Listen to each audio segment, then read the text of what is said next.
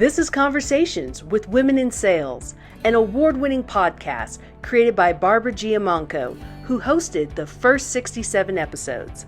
Listen to interviews with amazing women about their journeys in their sales careers, often discussing sales leadership tips, ideas, and strategies. We aim to inspire women to consider a sales career and for some women to grow into sales leadership. Men, we appreciate your allyship. And now, your host, Lori Richardson. Big shout out to our official sponsor, Reprise, the leading full funnel, product-led growth platform. With Reprise, your sales team creates, presents, and shares product demos, perfectly customized for each step of your sales motion. Go to getreprise.com/womenInSales to try for free today. I'm here today with Elyse Archer, and Elyse is one of my colleagues with Salesforce, where we were fortunate to be listed as top sales influencers for 2021. And I'm just meeting Elyse for the first time, so it's really great. And I'm so happy to meet with you, Elyse. I'd love for you to introduce yourself a little bit about what you're doing. Oh my gosh. Thank you, Lori. I'm so excited to be here. And yeah, in the pre-chat, we discovered we have so much in common, right? Even down to the brand name and term that we use. So usually when I introduce myself on a podcast, I say, hey, I'm Elyse. I'm the founder and CEO of She Sells. And, it was fun in the pre-chat to kind of talk about the movement you've also created with that term. And so I know your listeners are probably very familiar with the work you do in that space. And I think one of the things that I love that is part of our brand, and I can also tell is just part of your heart, is that abundance mindset, right? And it's shifting into both financial abundance and then also out of that competitive mode that's so common in sales, but more into creativity and collaboration, which I think are not just for women, but for everyone, our most powerful states where we create the results we want faster and easier. So yeah, outside of that, I'm a mom to a little boy, a 2-year-old little boy. I'm a wife and dog lover. So I'm having fun over here. Before I got into sales, I worked with 2-year-olds. I was a preschool teacher. I had 12 2-year-olds in one room with 2 assistants. And I realized that would help me do any other career in the future. Oh my gosh, no kidding. Mental, emotional, physical, it's probably the hardest job I ever did because you're helping develop lives, Yes. It's really important stuff. I can only imagine. I can barely handle one. I can't imagine 12. But to your point, it's one of my girlfriends she's an entrepreneur. She's in sales. She said this to me before I had Jack. She was like, being a mom will break you down and rebuild you in all the best ways. And it has 100% done that. It's been the most challenging thing, but also the most wonderful thing, as I'm sure every mom out there knows. Yeah. And it's the funniest thing because it's just so hard to explain to anyone. You can't explain what it will feel like or be like. It's just, everyone says it's so different. I never envisioned that. Oh yeah. And I was the mom at 18. Were you? I can't imagine. I mean, good for you. Can't even, I look back and you just think, what were you thinking? Like, I had no business doing that, but just because of my circumstances, I got married, turned out to be a bad idea. So I got divorced at 19 and I raised my son on my own. And, I just got him really busy in sports when he got older. That was my whole strategy. Luckily, I had a degree in early childhood education and I knew a little bit about kids, but I was the youngest. I wasn't the oldest, so I didn't take care of kids. I just babysat. And I really got thrown into it. And, you do the best you can. So, wow. Yeah. Such a testament to women's strength. And I always, I had my son when I was 34. So almost twice the age, right? That you were. And it was challenging for me then. I can't imagine at 18. That's incredible. It never hit me until my son was 18 and I was sitting with him and he went to boarding school on scholarship, but he was sitting with his other sports buddies. They were sitting around and I said, can you imagine that I was your age when I had you? And they were all just horrified, No, that's impossible. Yeah. Sure. But it made me a young grandma, which is really great. So I mean, that will never happen for me, but that is like a secret life goal to be able to be a young grandma and get it done quickly. Right. so well, this isn't how we normally start our sessions, but it's wonderful getting to know you. And what's interesting was that you received a journalism degree at UNC Chapel Hill, great school, and so I wonder, did you think you were going to be a journalist when you first left school?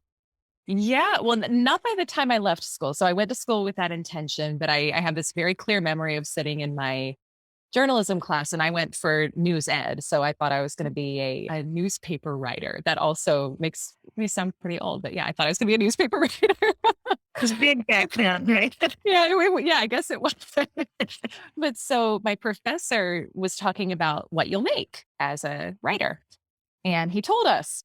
And I really didn't have much of a sense of the world yet because I was a different 18 than you. I was a little bit, I was still kind of figuring out my way. But I remember he said the number and I was like, I don't know, but that doesn't sound like a lot. And so I had all along, I always kind of had an entrepreneurial spirit. I would say I started my sales career. This is embarrassing, but like very early, probably when I was like 3 or 4. I don't know if you remember like the little McDonald's Happy Meal toys that you get. And so my sister and I had a ton of them. And I remember like gathering them all up one day and I took hers and I didn't tell her. So this is the part that's not great on my conscience. But I started selling them door to door and I actually turned a profit. And I thought, this is a good industry. Great.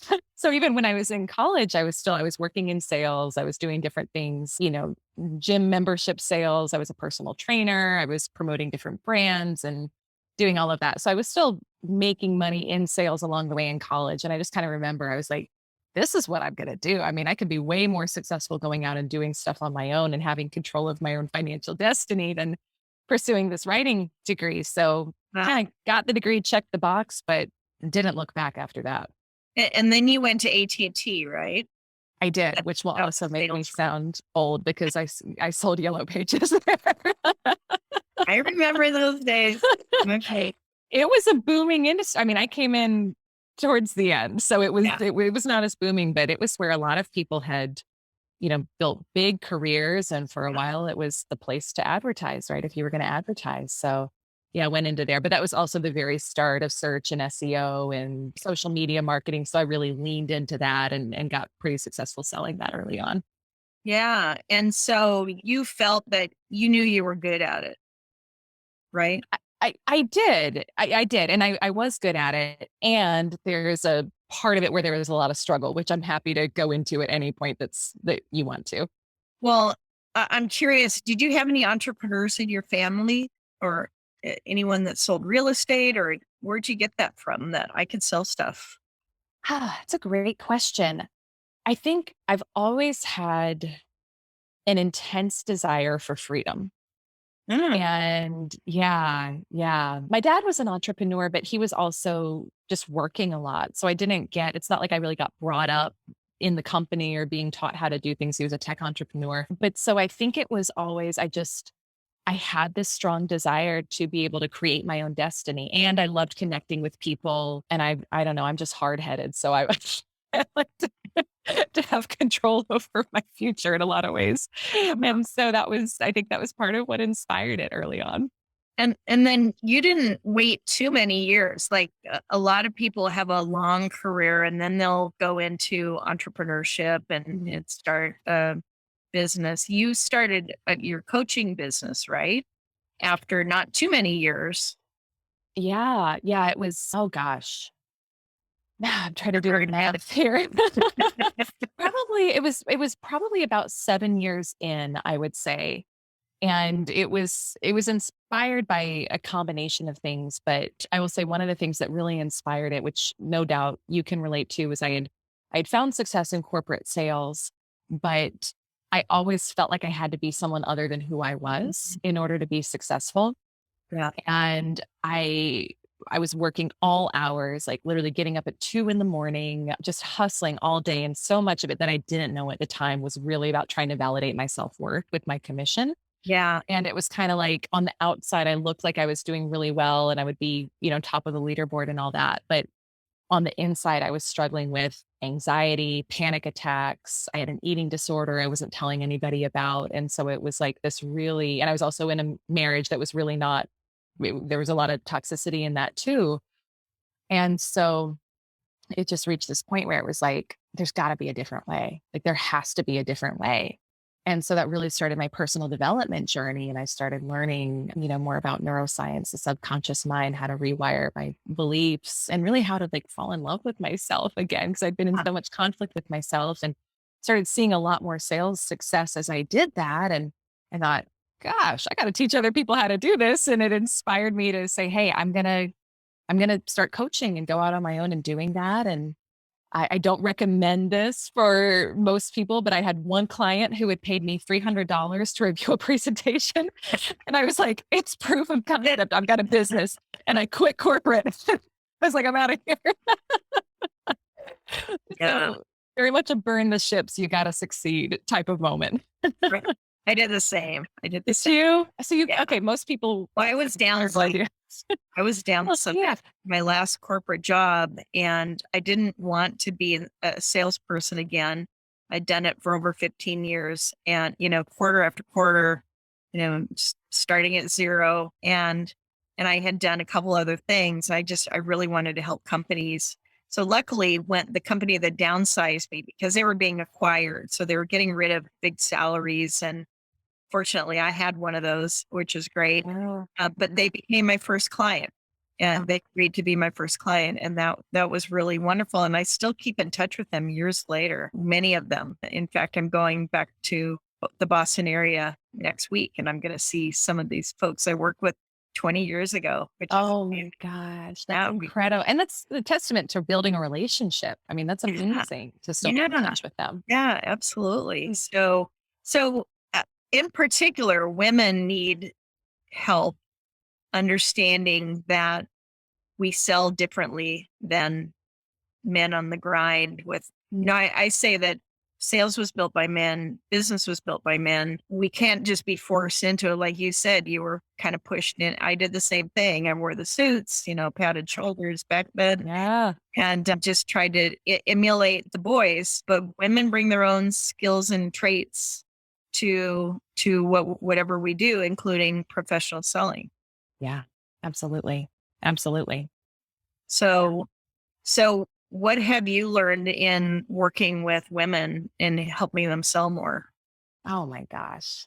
I mean, to me, and this is where I do a lot of inner work with my clients. I used to really be more on the strategic side, but I think my heart now, because it's made the biggest difference in my life, is a lot on the inner work. So I would say there's 3 core areas that I focus on with women specifically. And so one is rewiring your belief system. So subconscious beliefs account for 95 to 98% of our results. And almost every woman I work with has some sort of a program running about it's not safe to be visible, it's not safe to speak up, or it's not safe to receive, right? I've got this incredible client who she had a kind of traumatic experience growing up. And I'll share what she came to me with, and then I'll share the experience. She came to me and she was like, I have a hard time asking for money from clients and I can't figure out why.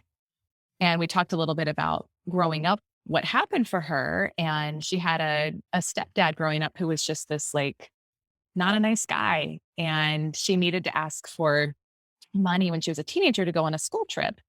And she had to like walk outside, and he's outside in the backyard and he's smoking and he's drinking and he's got a bunch of his buddies hanging out with him. And she doesn't want to ask him for money because she knows that he's going to make some snide remark or say something rude. But she's like, I have to get this money to go on this school trip.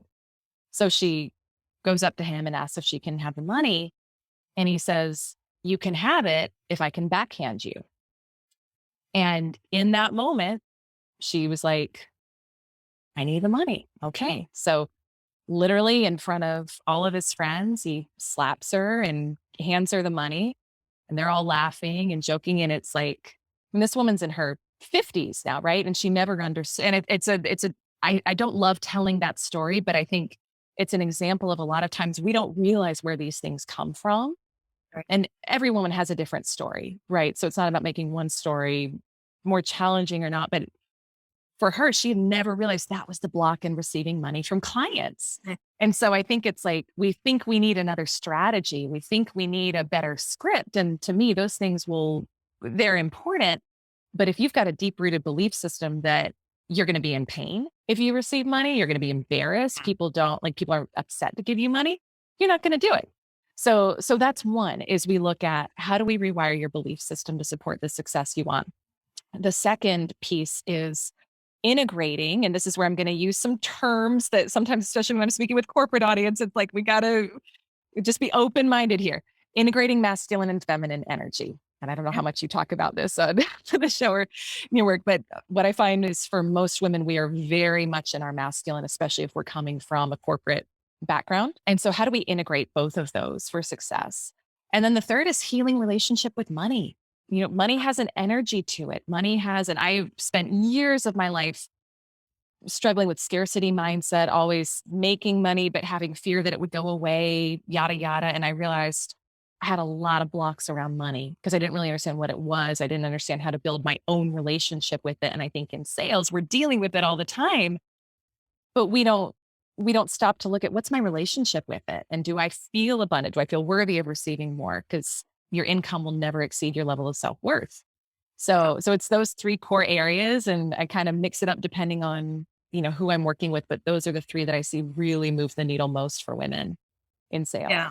Yeah. And I found, for the longest time, women would say, sales is sleazy, it's, scammy, there were a lot of negatives because of movies and different things that in society. I've also run into a lot of women who are coming up, just out of school, perhaps, that have never even heard of a career called business to business selling. That there is this career that you can do, because I think the guys hid it for a long time. It's a guy thing, and they got their buddies to come in and work with them as colleagues. And we've had a shortage of women in sales roles in almost every industry it forever, for the longest time, and it's still not there. And for women in sales leadership, it's even lower, of course. So just knowing that there's this career that actually is a helping profession that actually will help buyers buy and will help them improve their company or their life or them personally or their team. And that, this is a really good thing to do, that it's not a bad thing. That's one of the things I think is an important lesson for people to learn. Oh, I love that so much. Yeah. And it's like the important work that you're doing and in this community that helps reframe the perspective on it. And I think we've come a long way, and I still hear stories every day. I'm like, oh, we got a long ways to go, but I think the most important thing that I've seen and that in my own life has made the biggest difference is realizing, like, regardless of what needs to change in the industry, no one is going to give you permission to step into what you want to do. You have to be the person to give yourself permission, because so often we're the ones holding ourselves back. Yes. Right. And again, it's like, it's not to say that there's not things that can be improved. There 100% are. There's 100% things that can be improved in the industry and with leadership. But often we are the ones creating our own self-imposed box through limiting beliefs, through fear of what happens if I step out. And so it's like, no one is coming to give you permission. You've got to do it. You got to do it yourself. Right. So, And when I work with entrepreneurs, it was like, well, I can sell other people's things. I just can't sell myself. That was something I heard a lot.